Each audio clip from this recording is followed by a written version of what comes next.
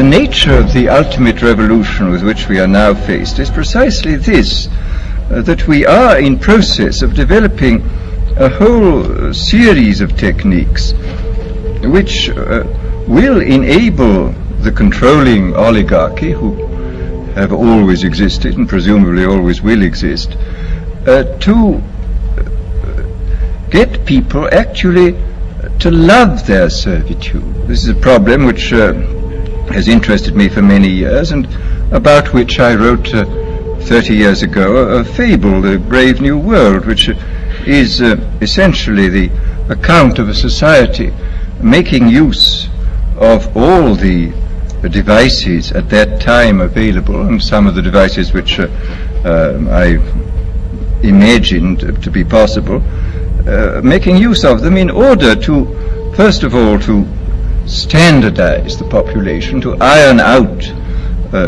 inconvenient human differences, to create, so to say, mass-produced models of human beings arranged in some kind of a scientific caste system. And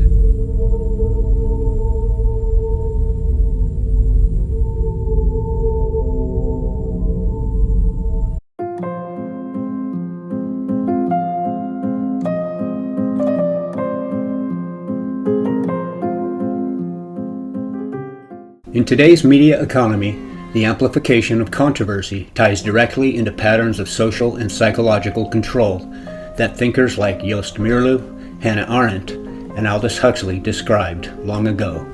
But the modern-day digital media landscape has compounded this exponentially. Modern digital media thrives on engagement metrics, clicks, shares, comments, time on page, and emotional response. Controversy drives engagement more than a calm consensus. Outrage, fear, and moral indignation create viral emotions. The result, an algorithmic bias towards conflict. The most extreme or emotionally triggering narratives dominate. Political polarization, culture war topics, and moral panic run rampant. Traditional journalistic incentives constructed around informing and verifying have been increasingly replaced by attention incentives. This shift isn't accidental. It's an industrial optimization of human psychology. Algorithmic entertainment gives endless gratification without satisfaction. Modern digital media thrives on an algorithmic dopamine loop. Every like, notification, and outrage cycle conditions us. Emotional engineering replaces rational discourse. Identity politics and outrage provide the illusion of a moral action while maintaining passivity. After World War II, both democratic and totalitarian states realized how powerful mass persuasion could be. The Allies had just defeated regimes that used propaganda with scientific precision, and rather than discarding those tools, they refined them. The Office of War Information in the US and British counterparts employed sociologists and psychologists to study how to maintain morale and shape public opinion. Figures like Ed Bernays, Freud's nephew, had already applied psychoanalysis to marketing and politics. His concept of engineering consent became foundational. By the 1950s, Cold War strategists such as Hadley Cantrill and Harold Laswell began developing what they called psychological warfare and mass communication research. Their insight was that controlling information wasn't about what people think so much as how they feel, and how often they're distracted or emotionally primed. Joost Meerloo's The Rape of the Mind in 1956 was written directly in response to this, warning that Western societies were beginning to adopt the subtle coercions they condemned in totalitarian states. In the book, Meerloo warns that modern states and institutions would learn to control populations not by overt terror alone, but by psychological conditioning, the softening up of thought through confusion, fear, and fatigue. A media ecosystem that constantly provokes outrage and uncertainty produces precisely this psychological exhaustion. In Meerloo's words, confusion becomes a weapon. The mind that can't distinguish truth becomes pliable. Rather than old-style censorship, modern governance operates through attention capture and emotional modulation. Controversy serves two main purposes. Distraction keeps the public preoccupied with symbolic battles. culture wars, personality scandals, etc., while systemic power relations remain untouched. And division prevents collective solidarity by dividing people into emotionally charged micro-factions. Modern conditioning works best when people believe themselves free. The endless controversies, the marketplace of ideas, and the illusion of participation can mask the deeper psychopolitical structure, one that governs by distraction and division rather than repression. Similarly, Hannah Arendt, who was one of the most influential political theorists of the 20th century, known especially for her attempts to explain how ordinary people become involved in totalitarian systems, analyzed Nazi Germany and Stalinist Russia to show how the public sphere becomes saturated with so much conflicting, manipulative, and sensational information that citizens can no longer discern what is true, or even care what is true. In her book, The Origins of Totalitarianism in 1951, Arendt underscores the way Pavlovian conditioning was used in the totalitarian systems of Germany and Russia to suppress individual will and autonomy, erode personal identity and moral judgment, and teach citizenry to respond reflexively rather than think critically or independently. Citizens were bombarded with mutually incompatible stories about who is responsible for inflation, unemployment, or national humiliation: Jews, capitalists, communists, Versailles, or the system. The term flood of contradictory information didn't mean simply fake news. For Arendt, the term meant a systematic confusion of the factual world, one story contradicting another, official narratives shifting constantly, until facticity itself loses stability. This was not accidental. Totalitarian propaganda, she argued, aimed not to make people believe one story, but to make them believe nothing, so that they could be made to believe anything. Arendt saw this not as an aberration, but as a new form of politics, rule through epistemic instability. Citizenry ceased to trust journalism, scholarship, or even personal experience. In this epistemic vacuum, the distinction between truth and fiction finally collapses. This creates a social condition where anything can be believed and nothing can be verified, an ideal environment for totalitarian movements. The Nazis cast rational, factual, or scientifically grounded accounts as Jewish or cosmopolitan deceptions. The Stalinists dismissed independent thought or non-party reporting as counter-revolutionary or bourgeois falsification. Once a person adopted the ideology, any fact that didn't fit became automatically false or conspiratorial. This created a binary moral universe: believer versus enemy, revolutionary versus reactionary, Aryan versus degenerate, proletarian versus bourgeois. Arendt pointed to the proliferation of statistical and pseudo-empirical claims in propaganda, false population data, economic exaggerations, and so on, that overwhelmed the average citizen's ability to tell credible from incredible, creating contradictory realities that citizens were forced to accept in public, but often doubted in private. Totalitarian regimes depend on atomization, the breaking of horizontal ties between citizens. When people lose trust in truth, they also lose trust in each other's capacity for judgment. Everyone becomes politically powerless because they no longer act together. In The Origins of Totalitarianism, Arendt writes, quote, "What prepares men for totalitarian domination in the non-totalitarian world is the fact that loneliness, once a borderline experience, has become an everyday experience." Unquote.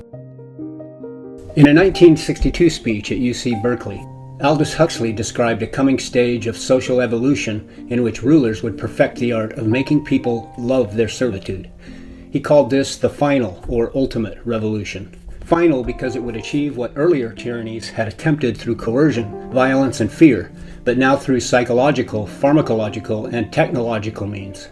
Huxley envisioned a system in which control would operate not against people's desires, but through them, by shaping what they desire, by satisfying the nervous system instead of the conscience. In the speech, Huxley states, quote, "There will be, in the next generation or so, a pharmacological method of making people love their servitude, and producing a dictatorship without tears." Unquote. Psychological conditioning, borrowed from Pavlov and Skinner, meant behavioral reinforcement would be used not to punish, but to reward conformity and docility. In 1971, B.F. Skinner's book, Beyond Freedom and Dignity, was published. In it, Skinner argues that free will was hindering the creating of a perfect society, a utopia, and that scientific methods to modify behavior, what he called cultural engineering, were necessary to complete the task. This came as little surprise since decades earlier, Skinner's 1948 utopian novel, Walden 2, had also espoused behavior modification and a rejection of free will. Today, one could point to the widespread normalization of pharmacological management, SSRIs, ADHD meds, anxiolytics, and recreational sedation as a kind of biochemical counterpart to digital conditioning. Huxley predicted that entertainment technologies would evolve into mechanisms of social control. People wouldn't be silenced, they would simply be too amused to care. Neil Postman later captured this in Amusing Ourselves to Death in 1985. Quote, Orwell feared those who would ban books. Huxley feared there would be no reason to ban a book, for there would be no one who wanted to read one. Unquote. Huxley foresaw a citizenry distracted from freedom by the pursuit of comfort, pleasure, and emotional validation. What makes the final revolution is the disappearance of both the human capacity to recognize tyranny and the desire to eradicate it. When people are entertained, comfortable, and emotionally managed, they cease to experience unfreedom as unfreedom. As Huxley put it, the perfect dictatorship would have the appearance of democracy, a prison without walls in which the prisoners would not dream of escape.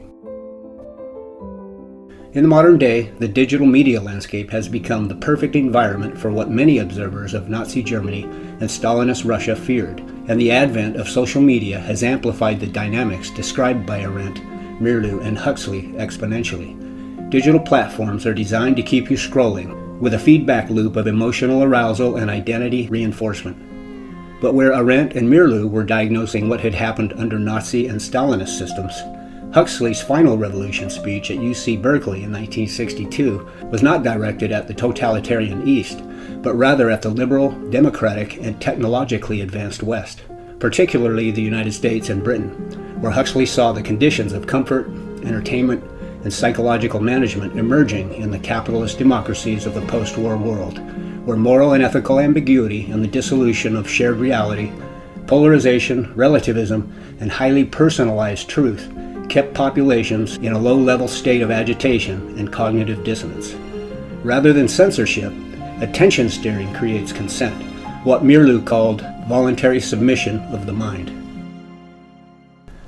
So every time I find myself bewildered about the latest scandal the media has chosen to place before me, I have to wonder if this stuff is even supposed to make sense.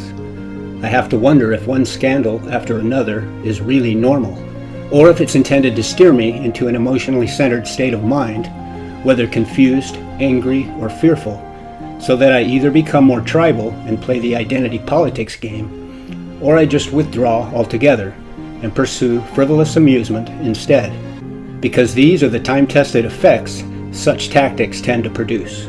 The media doesn't have to focus disproportionately on all the terrible things that happen in the world. They don't have to run weird stories. All this could be edited out. Whether the figures in the political and media spheres are in the know or just useful idiots is anyone's guess, but it hardly matters. They do what they do, and they do it for a reason.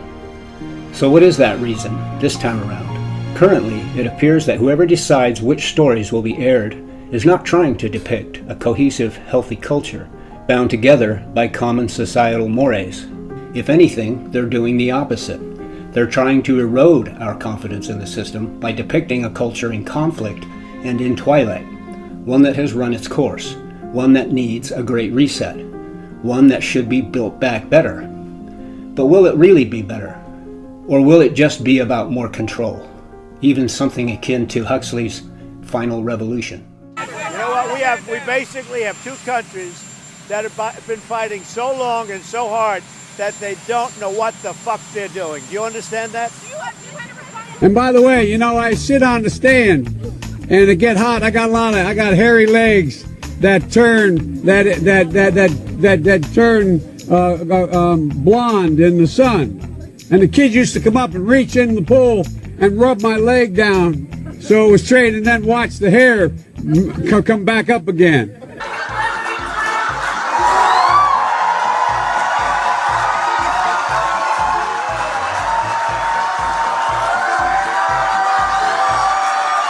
But guess what? We got a lot to do. You gotta say hi to me. We go back a long way. She was 12, I was 30, but anyway. When young Americans experience the breathtaking beauty of the Grand Canyon, when their eyes widen in amazement as Old Faithful bursts into the sky, when they gaze upon Yosemite's towering sequoias, I got them $1.9 trillion relief so far. Just remind him, I wrote the bill on the environment. Why would I not be for it?